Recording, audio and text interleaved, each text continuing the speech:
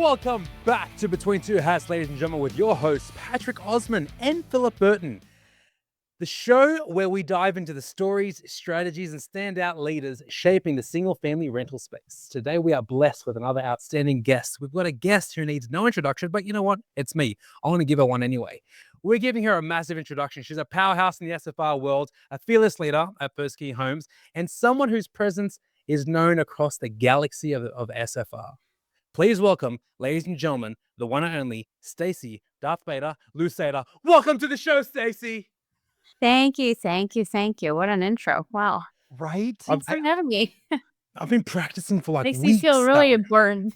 I do this show, Stacy, just so I can hear the intro for all the guests. I mean, imagine him following you around all day and that's how you walked into every meeting or started every Zoom call. It's pretty intense. If you're feeling down, I'm telling you, you will lift anybody up. Yep, it would be better than a backup band, having him just behind you doing his thing. Yep. I used to be a motivational speaker at the age of 22 to 24. I was broke. Do you know how hard it is to get up on stage with no money and motivate people? Right? Yeah. That would be extremely difficult. You know, really. Well, hey, hats off to you. Get it? Yeah. There it is. Yeah, we need to get you a hat. You and I, by the way, have a date where we're going to grab lunch. I'm going to pick you up, probably not in Maricopa because you live way the F out there, but we'll go to my little hat place. We'll get you set up with a hat at Heritage Hats. I do have one. It's upstairs. I got it. I should have wore it. Then we can all be just, a trio. There you go. Maricopa is south of Phoenix, south of Chandler. It's like 12 miles on a one lane in, one lane out kind of road, We'd be totally screwed if we were in a major catastrophe because you'd have to track through the desert to get out of here. But, it's a little town out here that's about 75,000 people. Much smaller than the Chicago burbs. With that road, have you been shut down with accidents and stuff? Like, how often does it actually shut you down? 100%. The other day it was shut down completely northbound, hours at a time. Very often there's an accident probably every day, every other day. That's crazy. It's like going up to Flagstaff at 17. They drive on, the Flagstaff 17, but they made improvements over there. But people, they drive like idiots, I don't know why they have to drive on the shoulder to pass. How long you lived in Maricopa? 15 years, actually. So obviously you guys know, originally from Chicago suburbs, forever. But yeah, that's where I'm from. My family owned a construction company out of the Chicago burbs for 84 years, which is a very, very long time. So that's kind of how I'm in the industry, although you don't start out in the industry. But we did foundation repair and raised sinking buildings and put basements underneath homes. And although I didn't like work there, but the family did. But I was there. I was playing on I-beams when I was a little kid, kind of things like that. Yeah. And in Chicago, you're dealing with like union labor, like old school. Hey, these guys are going to stand over here and not work, but you're going to pay them. We're talking Cook County red tape. That's what it was. But they did big time stuff. They held up the upper basin for the Buckingham Fountain while it, had work done, and did some work on Frank Lloyd Wright's home and studio. Really? Quite a long time to be able to do it for 84 years. So very successful. That's why I'm on the, advocate for contractor side. Oh, I love it. Well, that's why you're badass too. Like talking with you growing up with that in your blood, you get construction, and same thing in your business. We're set up for failure every day, right? Like construction's hard, property management's hard, dealing with residents because you care can be difficult. And if you don't have that thick skin of just knowing that perfection, it's progress, not perfection, right? You're not going to hit it every day, and you have to deal with that, and you have to show up and still want to take that beating. And I feel like that's what we're in this business every day, but you treat contractors really well. So that's the beauty of it. You treat them well, right? And they return the favor in kind. That's all it is. We'll take a deep dive into the way that you treat contractors, because that's the one thing that stood out to me extensively over the past X amount of weeks that we've been getting to know each other. But I want to take a deep dive into your Chicago life quickly. So Chicago life, you're born and raised in Chicago, right? Chicago burbs, Huh. because the Chicago people will get mad and say, I'm not really from Chicago. You're not the city. You're not a city gal. No, but it all kind of is interchangeable. You know what I mean? I mean, you're downtown all the time. I mean, what's the difference? Only I'm smarter and pay This less probably for doesn't my. make your Chicago genes very happy. I got the Red Sox. This is my Red Sox cup. Oh, okay. Look at Well, that. Bo Sox. yeah. Are you a Chicago fan through and through for all sports? For all sports. Oh yeah, go Cubbies. Kind of a Okay, I was gonna say thing. Cubbies or Sox. I mean, that's the big question, right? Which Well, side of the I'm always tracks? a North Sider. But yeah, I think the only time I was a Sox fan was when I dated someone that was a Sox fan. Yeah, And you I gotta was be. like, "Oh, I'll support you." But yeah, that's kind of that was the extent. Yeah, maybe lasted 8 months. Then I was out. Back to Yeah. coach. So tell us. So your family was in construction. You were raised around that environment, which tells me that you had some strong personalities around you, and your parents, right? Walk us through like your parents and their attitudes and the way that they would deal with specific contractors within that era. And let's then chat about how things have changed. But let's just stay on your parents for now. What did you learn from your parents? How did they deal with certain Great contractors? question. So, my grandfather started the company. It was on my mother's side. So it wasn't, mom and dad, but it was on my mother's side. So grandpa started it a very long time ago. And then the family got into it, all his sons. And my mom was the comptroller. Her name is Michelle Pate, the great and wonderful Michelle Pate. She was about 5'9", blonde hair, blue eyes, can drop an F bomb, but be so graceful all the time to really shake someone's hand, right? Her presence just deserved or just earned people's respect alone. So that's kind of how I think I was raised. Was I took mainly after her and her attitudes, but the construction world is different, a little bit different for women, right? You kind of have to get in there and show them who's boss. And so yeah, they had they ran the business forever, right? And so, and my sister, she worked in the office. It was a family affair. And yeah, So this my was what period was this roughly? What years? they just seriously dissolved the company just a couple years ago. So 84 years prior to that. So grandpa started it. He was the 84 years? 84 years. Yep. 84 That's years. Yeah. wild. Why did And they then why did they shut the company down instead? well, so everyone got very old. The brothers started passing away, you know what I mean? Things like that. Yeah. None of us kids and cousins, all of us, the children of these, family members, we did not want to go back to Chicago and do the things that they did, So it was time to dissolve the company. There's only Yeah. a couple of the family members left. My mom's no longer with us, but so they were real May she smart rest and in she peace. was really intelligent. They would raise a foundation, raise a sinking building, and obviously there'd be like sidewalk repairs and stairs that needed to be lifted, things like that. So she created a women's minority business called All American Underpinning and Shoring herself, and then she would come in there and do that type of work. So she owned her own company No. and right, get it? So, oh, you have concrete foundation, issues or settle it, things are going to happen Yeah. once you raise a building. So Yeah, your she would come sidewalks are in gonna be and jacked, all your yep, everything. yep, Oh, yep. that's so So cool. she just would come in and do that. Let's see. She worked on the Chicago Botanical Gardens. Um, in Chicago, she did a lot of things. So being a company that was, women's business company, but very, very sharp, very smart lady. That's interesting that she started a women's minority business Hmm. back when 10, 20 years ago. Or was it Yeah, more? that was about it. I remember her purchasing That's like a two hundred and thirty you'd thousand dollar really crane.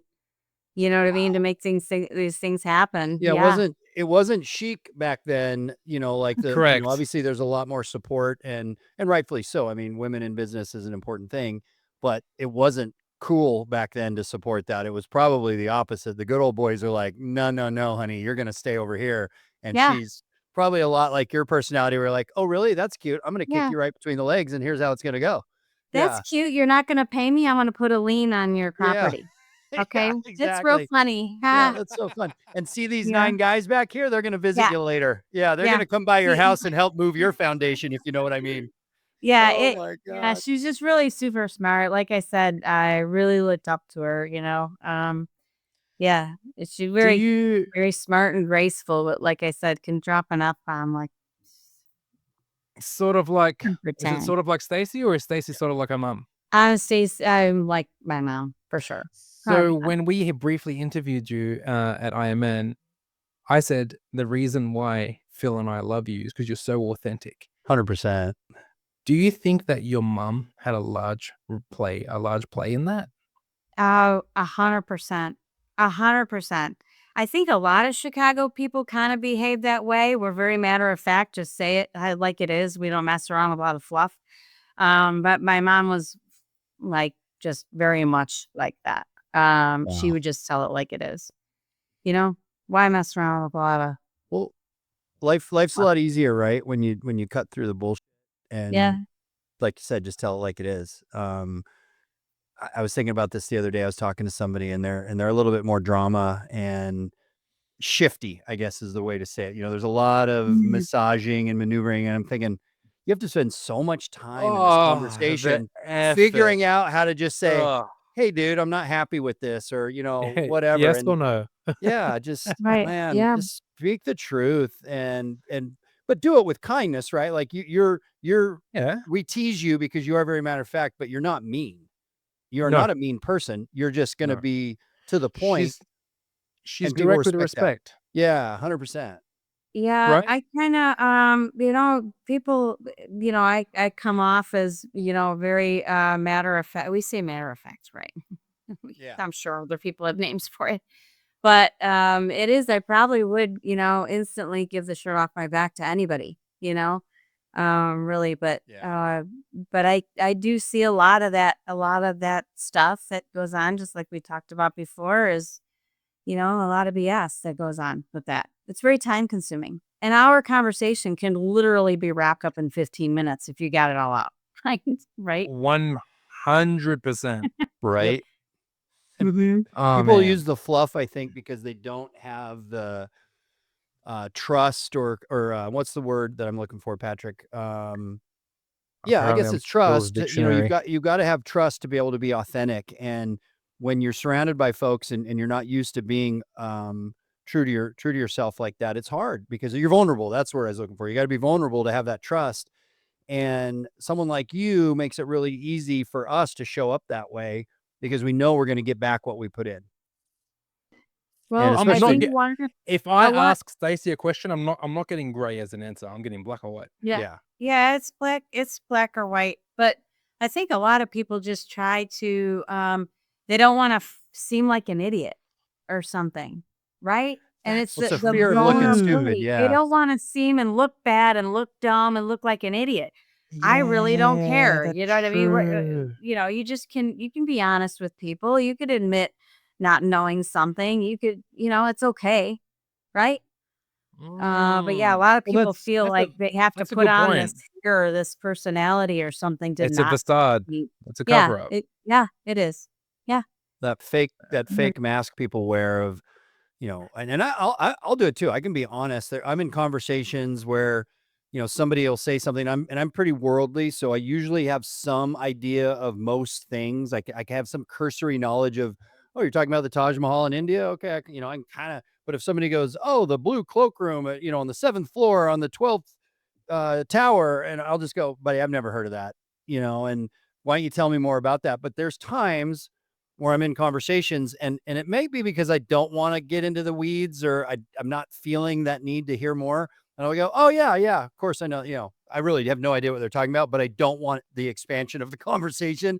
Right. I don't need it to be disingenuous. Yeah. It's just like, great. I don't need a detailed explanation, but I feel like I miss out when I do that because maybe there's something that, obviously if I don't know it, I would love to learn it. So I fight that every now and then. You have an understanding of people and knowing whether or not it's going to go somewhere.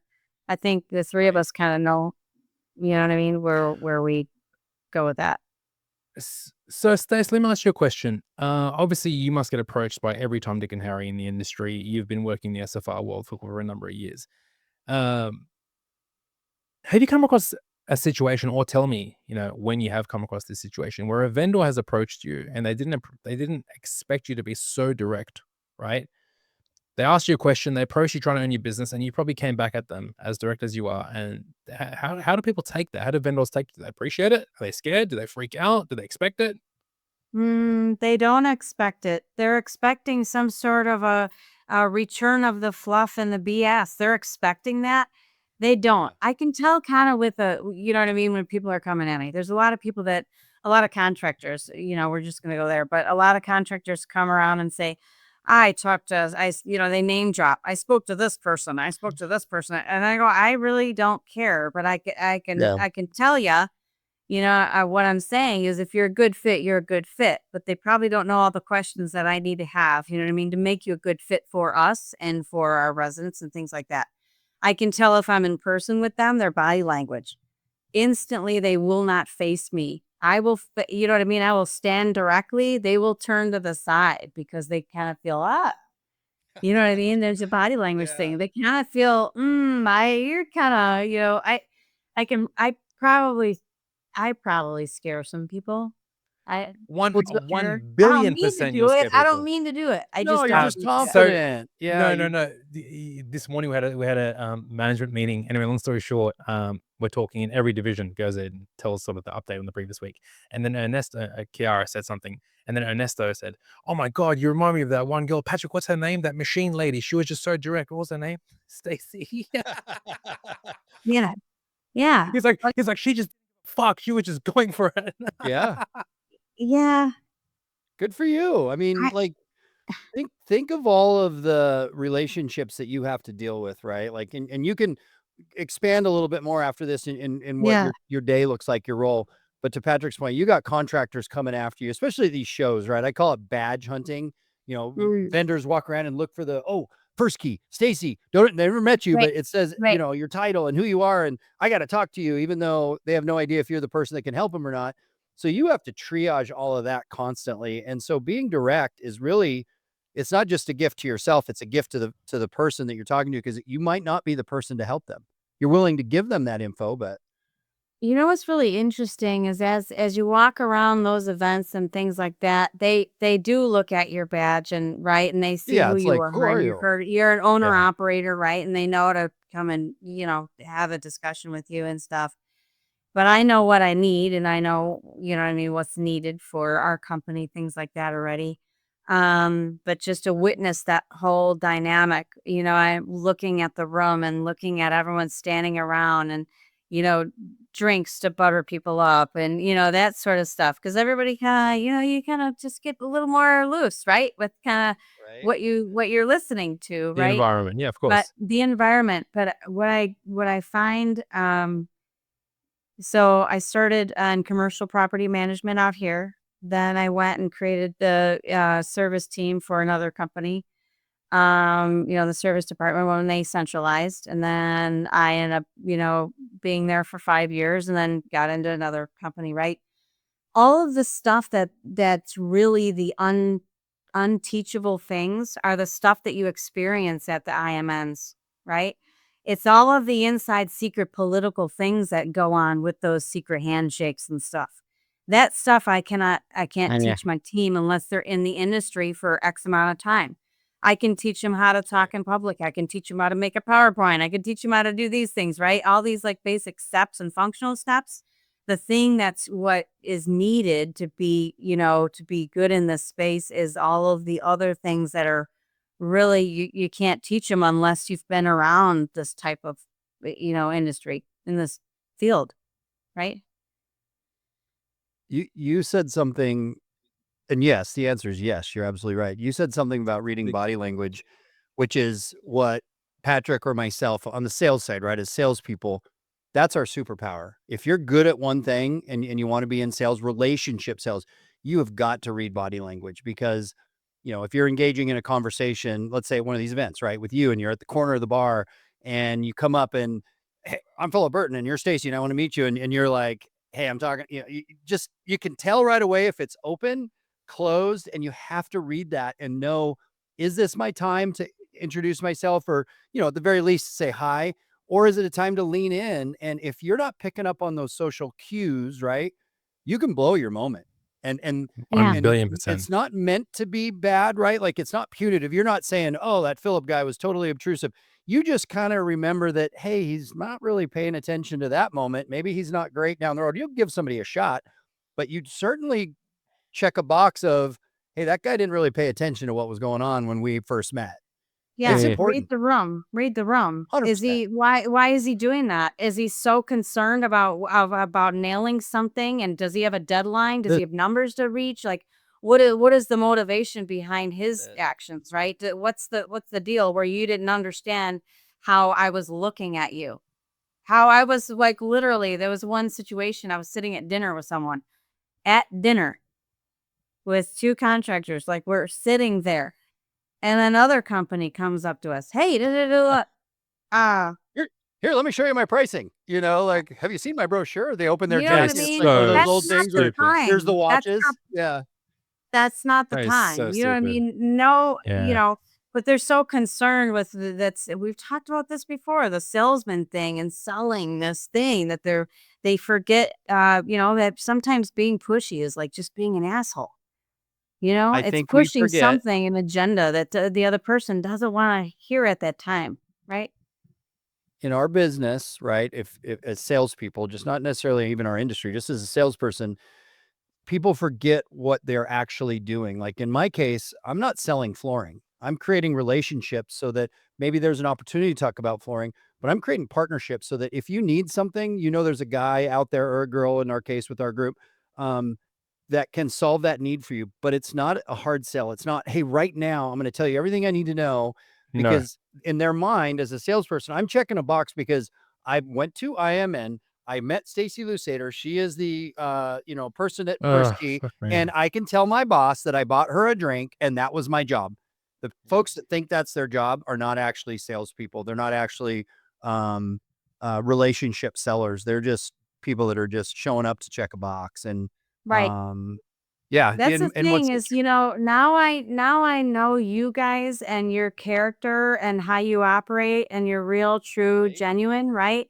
I can have 5 contractors and 4 of them are mediocre and 5 is he's the best one, he's top performer, but he's a jerk to deal with. I don't want him. right. I don't want It's him. so important. It really is. You know what I mean? I'm One willing to second. coach up. Let's I'm go. willing to coach up my other 4 to be really good and operate well with me, right? Just by communicating with You them. could This is teach what them the you're missing. business, but understanding That's people is the right. hardest part. Right. Yeah. No, I don't want to deal with the guy that's, you know what I mean, very difficult to work with. It literally just really comes down and trickle effect to everybody. It makes it very difficult for everybody to have to, deal with that. Yeah. On this topic, real quick, and then Patrick, I want you to jump in. I'm sorry, I don't mean to steal your thunder. I'm here. having fun, bro. I'm just Yeah, chilling. no, this is because I want to just kind of highlight this because it's important. This podcast is important for us to have folks get to know you, but it's also a way for us to talk to other people in our business, that are on our side, to say, hey, how do you work in these environments? How do you approach people? And Patrick's been doing this a long time. I've been doing this a long time. We're good at reading body language. We do these parts well, but we do make mistakes too. And so I'm just going to share and I won't use names. I'm just going to use the overarching situation. When I first met you, I'd met you once before, but this is the first time I approached you to do this very thing of like, here's my job. Here's what I want to do. Here's how I want to work with you. And we're standing at an event. You're at the corner of the bar. You're with a couple other folks. It was a good opportunity for me to come up and introduce myself. And I went through the features and benefits of why you should use our company, why you should use us again. And I kept and you were so great because you're listening. You go, nope, that's not good enough. Not in a mean way, but you're like, nope, that's not going to move the needle. And I went, but wait, we've changed this and this. Nope, that's not going to move the needle. I think it was 3 or 4 things that I said, which are really good things in my business. They're positive things, but you're like, nope. And you were great about it. But it was like, I'm sitting there sweating bullets going, holy shit, this might be over before it even got started. And then the one thing was said and you go, I remember you kind of look and go, well, now, wait a minute. That's interesting. And then that opened the conversation Wow. because of that particular change. And then you're your whole demeanor changed from, just like triaging it to, okay, let's talk about it and let's see what that really looks like. And we had a few minute conversation right there. And then everything has evolved from that point. But it was so clear to me that if I'm just jamming in my features and benefits, the things I want you to hear, they're not going to work for you. And thank God we got to the one that did, because it did open up this friendship. And, but it was really funny. I was like, well, this is over. I blew it. That was a couple things that consulting and things like that. And like I said, I'm always the advocate for contractors and how to get in working with, owner operators and things like that. There's a couple things that I guide people to say. This is what I'm looking for as a vendor. I'm going to tell you how to approach me, right? So you're successful. I want you to succeed. I want you to get more business. I want you, these are the driving, factors of what I need and what I'm looking for. Now you tailor it to what I need. But yeah, I feel like, a lot of those IMNs, they really great and wonderful. They're great and wonderful because not only did I network and meet with everyone, but I met with everybody that I've been working with for the past so many years. And you know how a conversation is different after you meet with them and share a drink with them and you shake hands with them. Like, look at now our relationship is different. Everything is different. So being in front of them is great. What I would like to see, it's those certain events is smaller contractors, those mom and pops. They can't afford that, ticket, right? It would be great for all of those guys to really have an opportunity to get in there and expand. I know that I focus on the smaller guys. I want them to succeed, things like that. But yeah, that's just one of the things that I was coaching these contractors to get in was, I'm going to tell you what I need and you tailor your, your sales pitch or whatever to what I need. And I'll tell you how to succeed. Right? I'm not sure what I said to you. I think I know what I said to you. I think I know what I said. Oh, I know what you said. And it was, we'll not say it here because it's not what you said. It was just, it was so obvious that I was falling into the sales trap of just selling features and benefits of our company without first talking to you to find out what you really needed to hear from me. Because it would have been a simple conversation. It would have been a simple question of like, hey, why is this way? Whatever the what's happening. And you just said, here's the reason. And I'd have said problem solved versus me having to go through the exercise of throwing things at you. And, like Pat and I talk about it too. When we're lucky enough to have an opportunity with you, you're the decision maker in an industry that I play in, and I need folks like you to say, hey, I pick your company as an opportunity to work with us. When I'm with you or anyone at these events, I am very conscious of the fact is you're there to do good things for your company, but you're not there to be sold all the time. Sometimes you're there just to go have lunch with somebody to get to know if they're a person that you would want to do business with. And that's where Patrick and I really focus on our sales strategy is I'm not there to sell you anything. I'm there to just kind of sell ourselves of, hey, am I somebody you would want to spend some time with? Would you feel comfortable? Do you trust me? And that's what these events are for. And, for some of the folks listening on the vendor side, or as Patrick says, vendor, say vendor real quick for me. Vendor. I love his accent. It's vendor. It's like Holdor. Remember that from Game of Thrones? Holdor, your vendor. We need to remember that we're there just to show up as people with other humans to get to know them. And then you can follow up with the work. You can follow up with the ask. That's not the place to do it.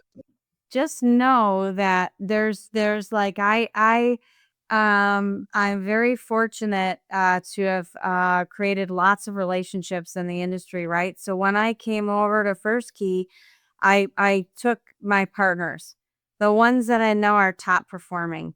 I will not bring on someone that isn't performing. I don't care for buddies. I don't care, you know what I mean? Whatever. Business is business, right? I don't make recommendations because, obviously reputation is very, it's a high point in the industry because it's so small. But I did bring over a lot of contractors, but just you guys, even if I don't have an opportunity right now, if someone, there's a gap, there's a spot, it will be down the line because now we know each other. And I'm like, I know the perfect person. I know where we need the opportunity. And it happens often, unfortunately. Things change, things turn 100%. Yeah, right. We, Stacy, you and I, we didn't have a deal together, right? but we just happened to get along. We bumped into each other at a few dinners. We spent some time together at the pool day. We had a great time. I'm so blessed with this relationship right now. If I ever come to Arizona, I've got right now 2 people, you guys, I'm staring at right now that I'm gonna buzz to go out for a drink. You know what I mean? So the industry Mhm. provides blessings, but I want to keep this focused on Stacy. I don't want to steal any microphone time. So, Stace, you said you care about contractors and you're the advocate for contractors. Stacy, why? You work for FirstKey Homes, 50,000 doors. People should be chasing you, which I know they are, but you should be, isn't it? I guess, and Phil, correct me. Have you met any other head of vendor relations as approachable as Stacy? It's rare, man, and I'll let her It's jump not in, but easy. it's The Why are you an it's advocate, Stace? it's very rare. It's because we need them almost more than they need us. We can't have anything done and none of our houses get rent ready for our residents if we don't have contractors, right? It's a complete partnership. I'm an advocate for contractors. I really am. Anyone that's out there, it's very also difficult to work with a lot of companies right now because pricing is very difficult. I mean, I don't know about you, but how many times have you had a project over the weekend and you were wanting to do a bathroom remodel on your own house? How many trips to Home Depot have you done? Oh Like my God. literally, how many trips to Home Depot? Right? Now these guys are now I know my house, right? But I still haven't pulled Right. apart my bathroom upstairs. I don't know what's happening back there, right? These guys are walking into a home to get them rent ready. They have no idea what they're expecting, right? But we're Yeah. supplying them this basic scope of what's visual, what's out there, what's happening. You understand They walk in construction. there, they're walking into something else. Now they gotta make 5 trips to Home Depot because they just pull down the you know what I mean? The God, whatever, in the shower, and Yeah. now you know what I mean? It's got something going on behind there, right? Then they have to make 5 trips. They do everything just to get these houses rent ready for us, right? I mean, how many trips? They have to pay their guys. Obviously, being, with my family owning a construction company. But really, my team is very much vendor advocates. I have the vendor experience specialists. They're all located around the country. They operate with the same mentality that I do. Vendor advocates, making sure that they're not written off right away once if they've made a mistake, right? Say they made a mistake out there. A lot of companies go in and, the supers will just write them off. They won't even tell them what they did wrong. They won't even have That's a conversation. that's the Hey, key right there. that is the key. And the first thing I say is, did you train them up the right way? Did you tell them how you wanted things done? Did you provide them the scope? Did you go on the day one walk? I immediately look towards what did we do? Did we do everything from the beginning to end and set them up for success? Eh, maybe not, right? So after these things happen, I always just look to them and wonder, did we do everything? It's always good to look internally. You always have to look at Do yourself. you do you think because your family was in the construction game, you now look at this from the other perspective? Definitely, yes. There's an edge there. And I Mm. know I know my team. I coach them and I mentor them and I tell them all of these stories in these situations. How many times do you go? And we always put ourselves in their shoes all the time, all the time. And just doing that, we kind of have the compassion for our guys out there, really. And then That's we had these, amazing. these performance That's a review true meetings. partnership. It is a true partnership, and then we discuss, okay, what did we do wrong? What can you do better? Okay, they don't Mm, know what to fix if you don't tell them. Don't just write them off, mm. right? I don't want to Communication is offboard key. contractors. I don't That's want to do right. that. Mm, That's breaking up is one difficult. that's one thing. I mean, really, literally, I don't have, I'm not firing contractors. I really, once we have a discussion and we have these performance meetings and say, what have we done wrong on both sides? We really don't offboard contractors. We want them to stick with us for the long haul. I want them to grow their business. I want them to get more jobs. I want them to build their companies 100%. Sometimes it's difficult when I ask them to put faith in us because they've had just, experiences with other companies that are not like that, that are more of a dictatorship, right? So I'm like, I'm fighting them, thinking, no, trust me, on us, we try to be the best, right? But yeah. I can tell you right now, obviously knowing more about your history and the construction background, that's what sets you apart is the vendor partnership. You see how difficult you have seen, and in your business how difficult it is what we do every day. And you too, running your business is tough.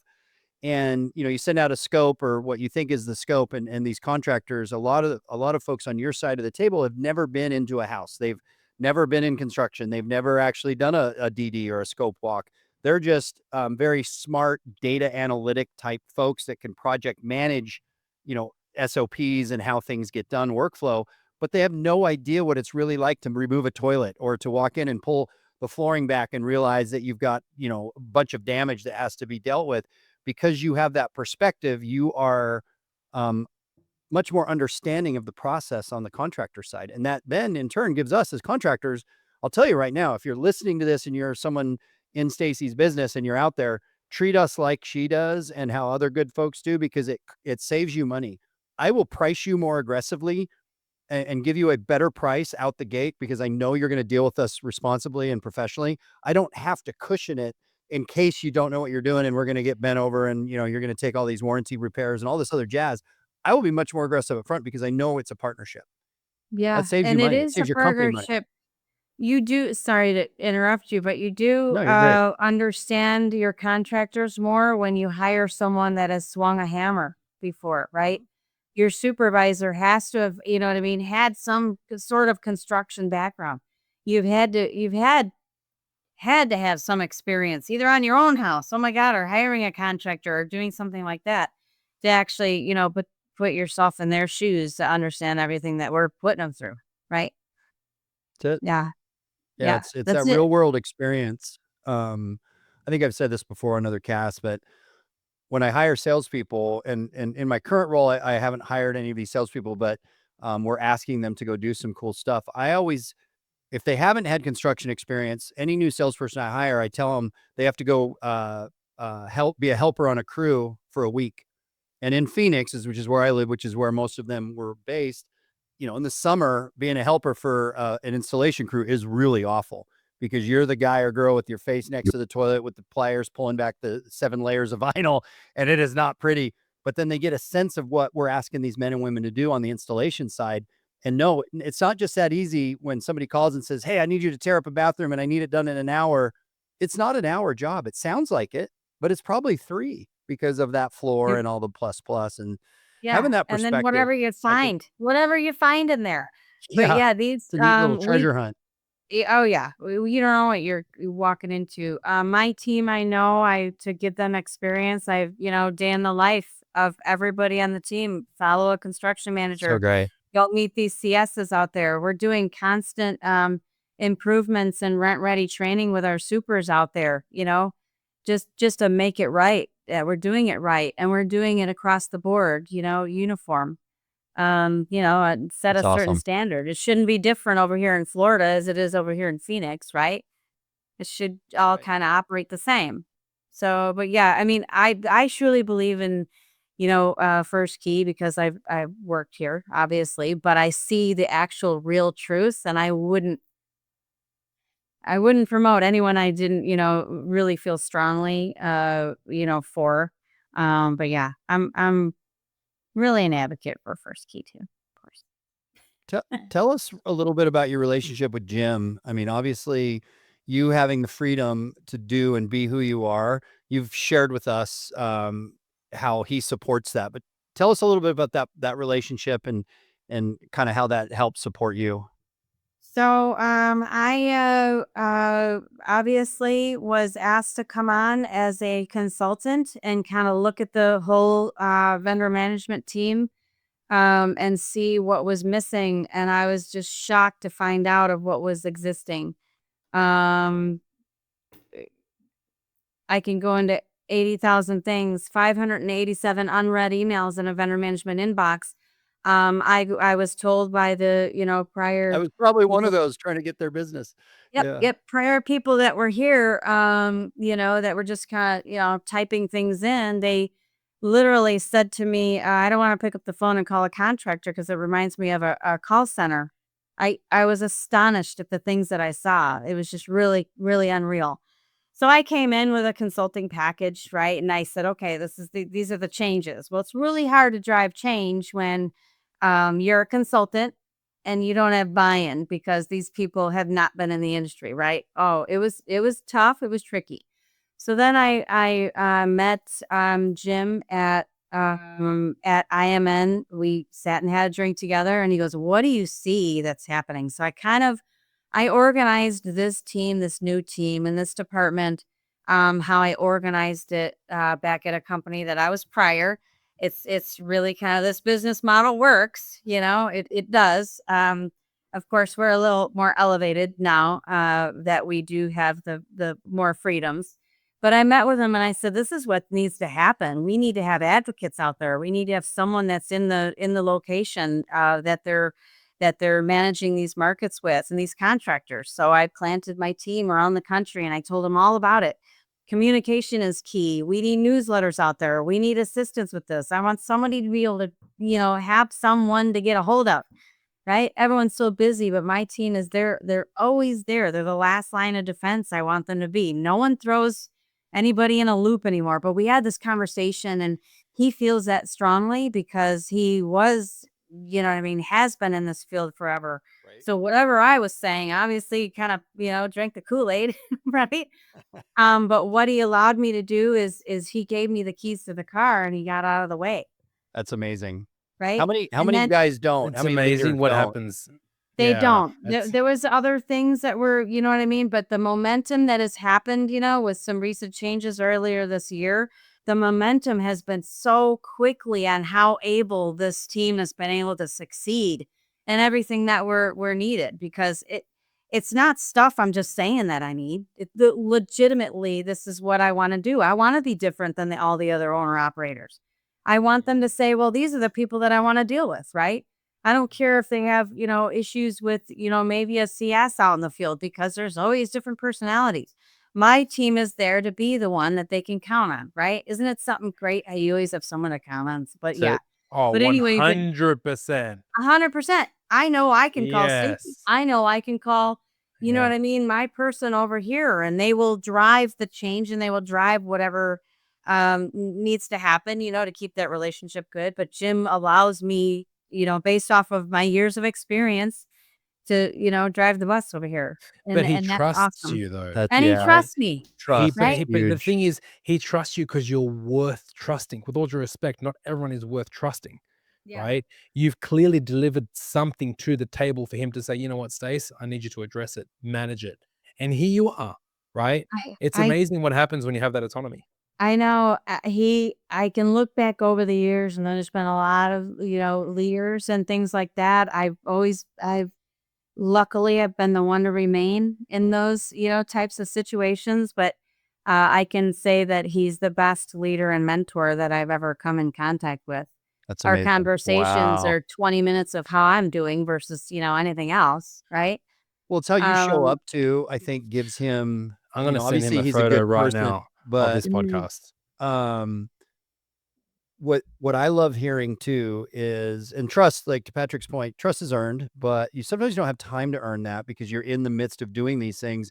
So you've got someone in Jim that will, you don't have to teach him that you know what you're doing. He's going to trust that you do and let you do it.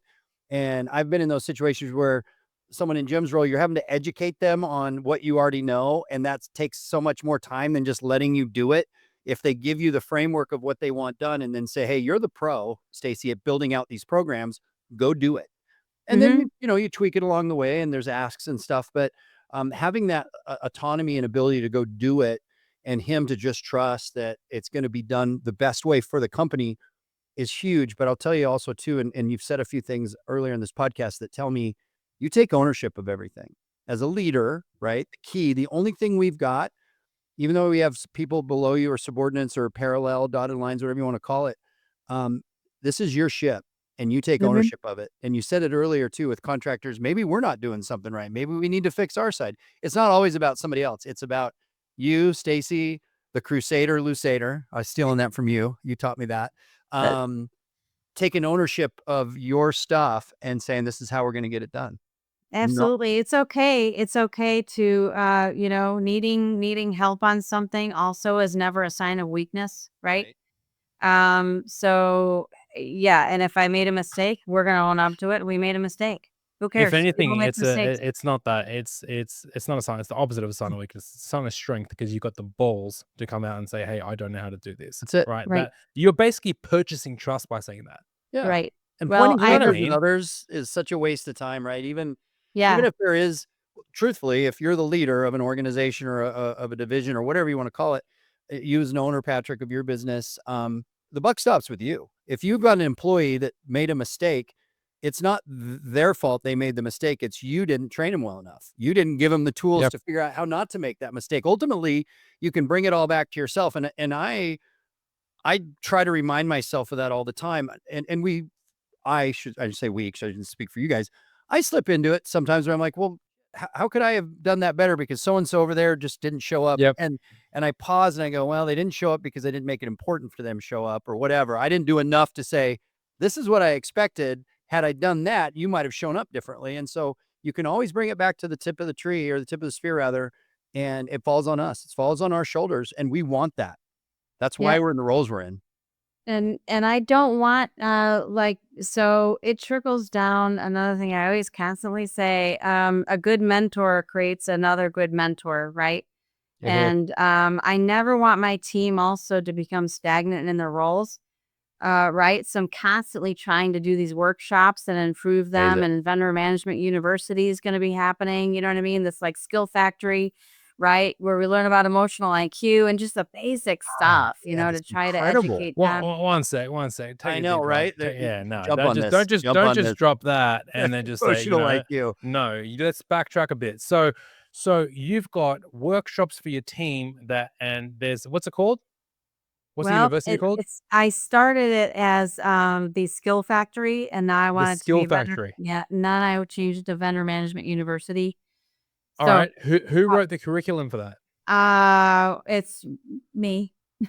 She's writing it as she goes. Oh my God. No, Okay, cool. yeah. So what are you going through? I mean, do you feel I'll comfortable tell sharing you information how on I that? got this and how it works, right? Everything is based off experience and what has worked prior. So there was a time that, my past, I went through a divorce. I needed to get out and, be working again and everything like that. I'm a metalsmith, right? I'm an artist, so I own my own business, but that's not secure enough, right? And okay, yeah. So I'm in like 19 countries. We'll talk about that in a Oh second. my God. Yeah. Yeah. So you wait 48 minutes to say that, dude? yeah. This is so awesome. Yeah, 19 countries. Really kind of works that side of my brain. My mom was an artist as well. Graduated as a painter from the American Fine Arts in Chicago. But just drop that little nugget. Yeah. Yeah. but then I painted the Sistine Chapel. It's no big deal. Just I yeah, threw that together when I was there. Yeah. I did My it, introduction. Shit. But yeah, so that's right. So anyway, going out of that, I needed like a stable position, right? I'm leaving and I'm, you know what I mean? I have these 3 kids that I'm, raising and things like that. And I went and I worked a temporary job and it was $14.25 an hour. Like literally it was temporary. And I just needed to get out. And that woman there that was my leader, she created workshops to better me for all of us, right? And that was one thing that I took, and all of the information that I learned with her workshop and her skill sets and things like that she was training me on. I ended up being, a full-time employee, getting promoted to manager, right? And, work. That's how I got into commercial, property management at a company that I was at. That was how I went from 14.25 to a salaried position, was because she taught me all of these things. I'll never forget it. But to sit around here and just day to day and become stagnant, I don't want to see my team that way. I want them to learn faster. I want them to learn at an accelerated level where it doesn't take 10 years of being in the industry where they get this knowledge that they know, right? It's Because incredible. that's what it takes, right? So yeah, I want to create these skill factory workshops for them. It's kind of, the curriculum is I put it all together, things like that. More another time if you want to hear about it. But we're in peak season right now. It's hard for me to get on the books, but it's Of there. course. Well, More of just a the fact November that thing. your people know that you are working on and with them on something to help better themselves is Yeah. incredible. The I buy-in mean, on that for you, just from your teams without actually asking them, is tremendous because yeah, they're leaning into you whether you know it or not, because they they know really you're leaning are. into them. They really are. And I can tell them, stop answering the teams. If I say placeholder, it's just something that I'm remembering to work on it on Monday. They're answering me anyway. Right? You know what I mean? Even though I tell them, take your time off. I believe in 100% quality of life. I want them to put in their PTO. Take your lunch. Geez, go outside, walk, whatever you need to do. But I'm very much, they need to be happy at home and in their lives and develop themselves and their careers and things like that. Just to drink my Kool-Aid that I'm pouring down their throat. Right?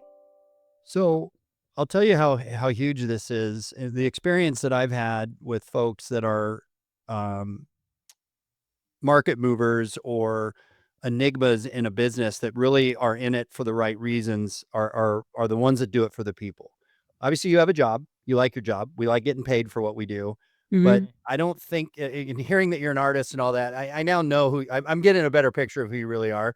You're in it to serve others and to elevate others. Your art elevates people emotionally and visually and all the stuff you do there. You get a kick out of that because you're creating something that other people like or don't like. I'm sure criticism is fun too in art, Yeah. right?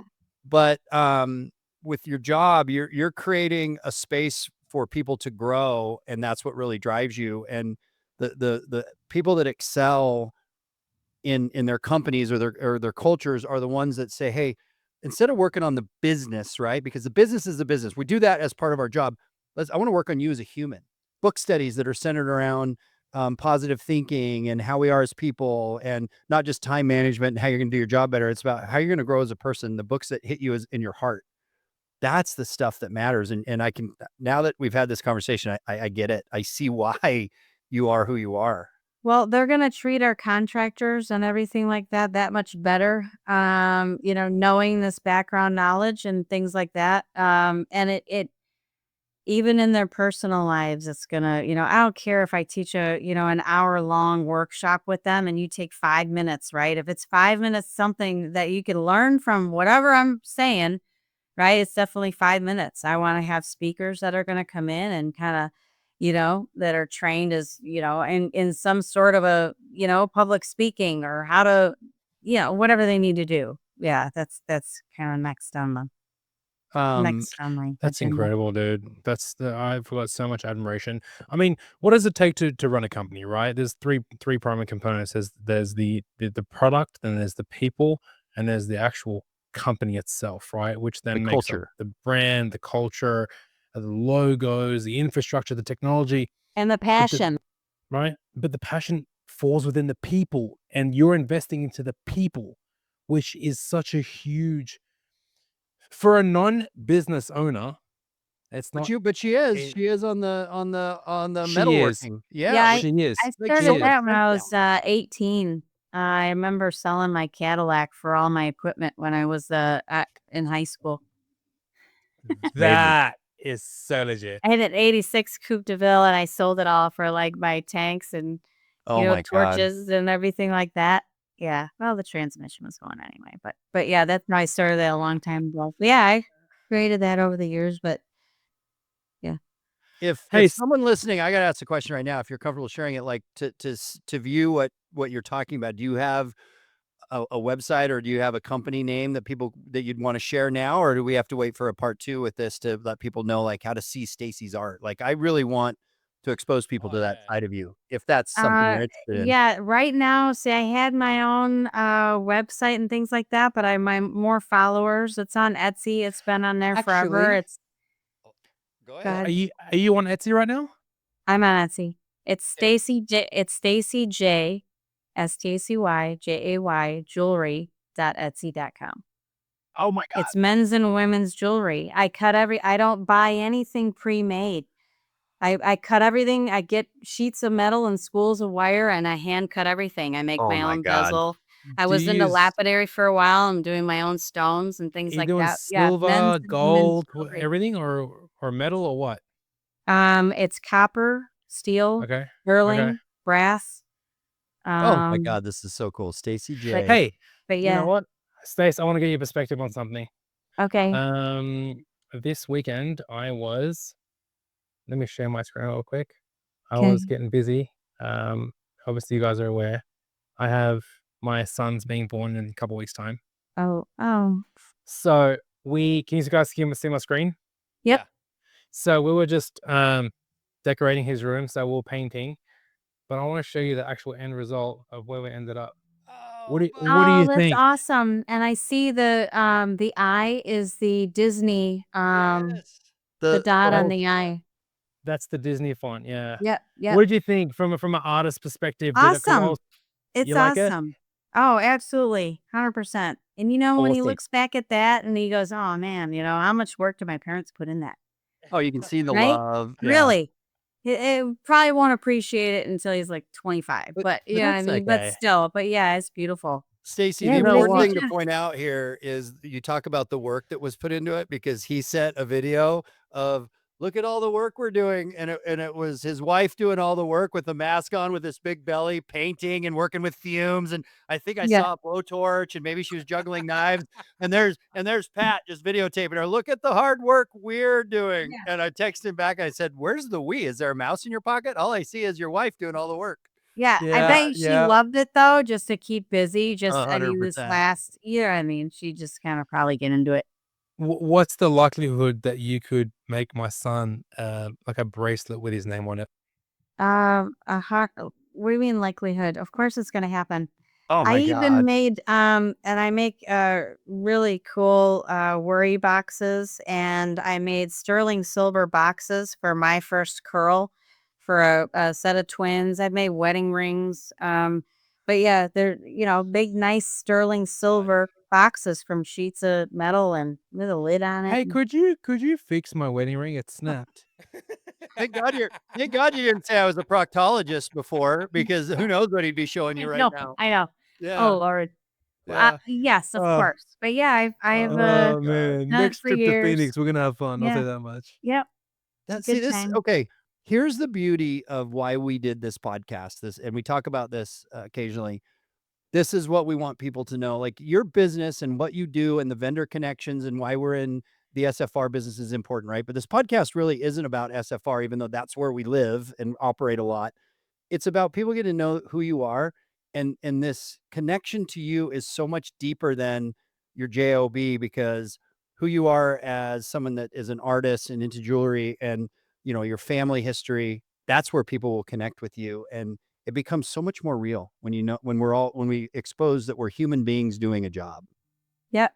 Yep. No, absolutely. I just I want everyone to succeed around me. Like truly want people to succeed. That And they shines can't do through. that without without help in some way, right? Everybody deserves that opportunity. It's unbelievable. That Yeah. is so, so cool. And you hope that as we kind of reach out to other folks and they get to see this, that they get more comfortable sharing who they really are. I was just having this conversation, and I'm very fortunate in my company that I work for with Preferred Floor and Tile, and David Stoffel, the owner, and this guy, Rob Humiston, who's our CEO, who I'm now interacting a lot more with. Um, we're discussing more about that need to be more human. Like, LinkedIn is a good example, right? LinkedIn used to always be, here's my business, here's what we're doing for the business, and here's our business profile. LinkedIn has become more of a place to show who you are as a person, Mm-hmm. because people buy from people they like and they connect with human beings. And when you're vulnerable and you put yourself out there, like this podcast, which is what you're doing for us, people go, yeah, man, I want to connect with her. Or on the opposite side, right? In a good way, they go, man, I just don't have any I don't have any commonality. I got to figure out a way to connect because I'm not into art, or I'm not into this. I wasn't from Chicago. And then they have to find a way to be a little more relevant to you and vice versa. And then you find out something about those people. So it's so powerful that you'll share yourself the way you are with us. So, Well, don't you We want to? appreciate it a That's lot. how you connect with people, though. right. Anything that Not everybody gets it though, that's Stacy, how right? it is, right? Yeah. Um, Yeah, I think, yeah, Stace, I enjoy what I do. I'm allowed to, you know what I mean? Run my team and run my business with 100% support, all the Amazing. time. My team had them fly out to Phoenix for our first quarterly meeting together as a whole group.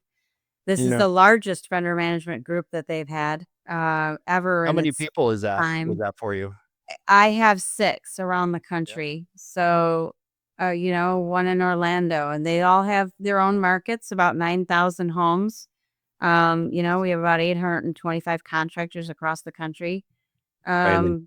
But yeah, this team all came out here, and just to see them interact with each other was the most important thing for me to witness, because we were all in a room and they all did their PowerPoint presentations about their markets, but they sat there and were really talking with each other and providing each other feedback. There was no arguments. There was no, I'm scared to talk because I feel, you know, intimidated in the group. There was none of that. I've been in some rooms, you know what I mean, with a group of people that are just kind of bitching at each other. Nothing gets done, right? They're all just, "Ugh." But I Pointing sat fingers. there and I Everybody's almost pointing at feel, each other. yeah, Yeah. point at each other, right? No, these guys were going back, and it made me so proud. I'll be putting something on LinkedIn about the event, and Great. you know what I mean, our team builder and stuff like that. But yeah, I would be nothing without them. I really would be nothing without them. They not only inspire me, but they, you know what I mean, they just really kind of are an advocate for our contractors. That's what we're supposed to be doing. You're They're doing rare everything though. I just you're want to supposed to be. point out how you're the rarity, you're the unicorn. You know, I work with some really great people, but that group is very small of folks that really think like you do. And the fact that you want to help educate others and mentor others to lift up, because the folks that you're working with now, of your 6 or 8 folks in your team, some of them is going to be the Stacy Lusader at somewhere else eventually, I and they're want gonna. them to be Yes, that. I know you do. I can tell, I right? want them to, You're you know spreading what I the mean, seed lead the out next, to right? I want grow. them, yeah. Yes, and they're gonna then build their teams up, you know, and that's how the industry grows. That's how we better the industry. You know, flooring vendor, I don't call them competitors. That word pops up, but I have great industry partners out there that want the same thing I want. They go after the same business I do, but we just want the business to be better for you, to be better for your resident that's in your in your property, to be better for Patrick's business. As we all work together, we do it not by putting each other down. It's by sharing best practices and doing the things you're doing, like with your internal team. It's incredible. Well, I share my vendors with other competitors as well. If any Yep. of my past people that I've worked with, they, you know what I mean, they need someone, I share my contractor base with them. Why do I do that? Because it makes them better. That just makes them better as a vendor, right? They're getting more 100%. I know, experience. owner And operators then out what? there. I They just don't do bought that. loyalty. Yeah. I It's just like bought loyalty with them they by want to getting hide them it. more business, right? So yeah, that's the Wow. thing. Yeah. That's Now I'm just going to go back to the jewelry thing real quick. We need a between two hats, like for us, The Patrick, new either logo. like a band like this or a necklace or something. We got to work with her. We pay for it, of course, and you know, hire you through Etsy. But we definitely need something, a between two I'll tell you hats, what a we need. I'll tell you custom what we need. Stacy I'll just Lusader. make you something. Allow me the, Oh you my know, God. artistic freedom to Please. create something. Yes.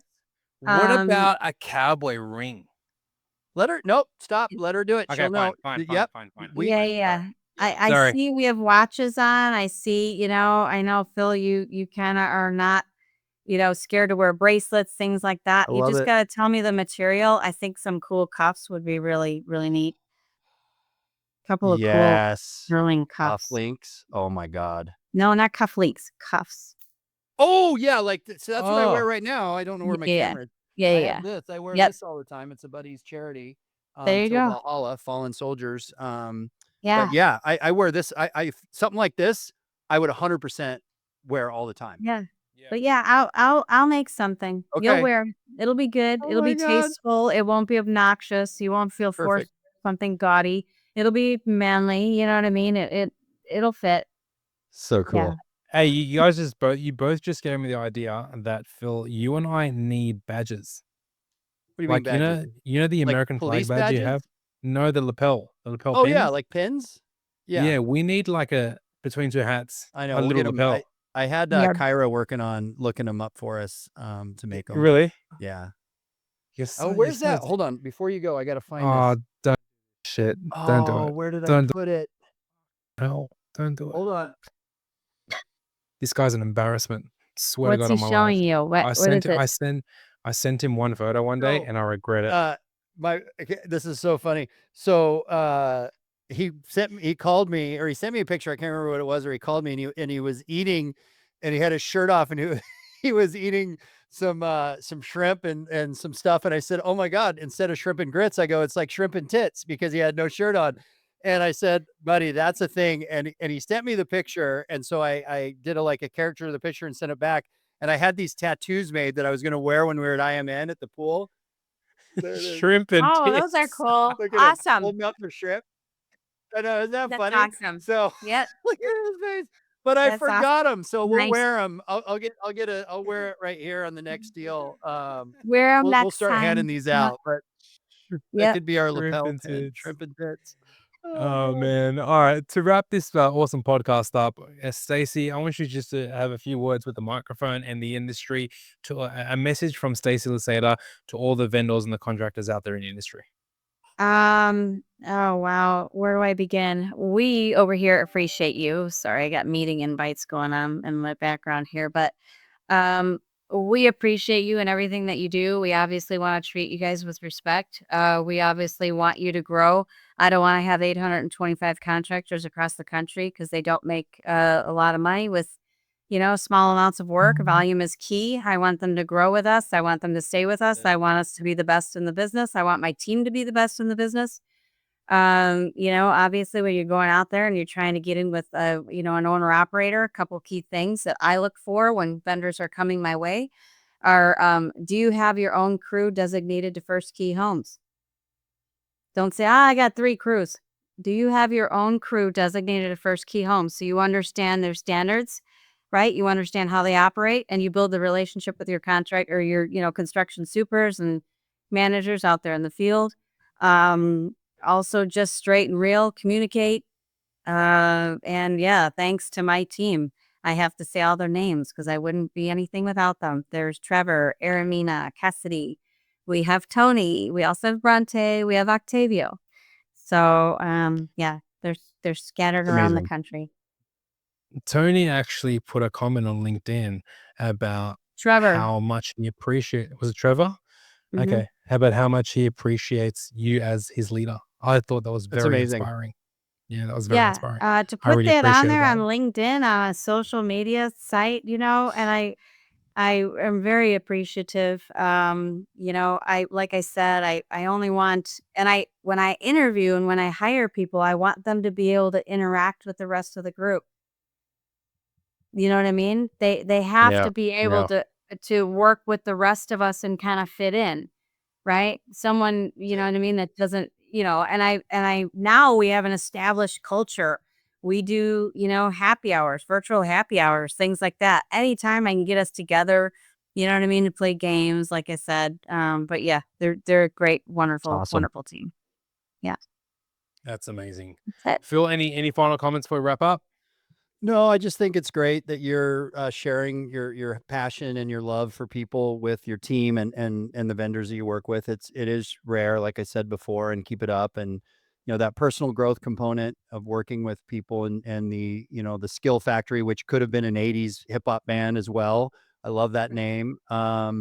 And just keep it up. You're making a difference for a lot of us out there, and we appreciate you. And thanks for being on this with us, to be honest. Yeah. No, thank you for this. It's been awesome. I'm glad we all met.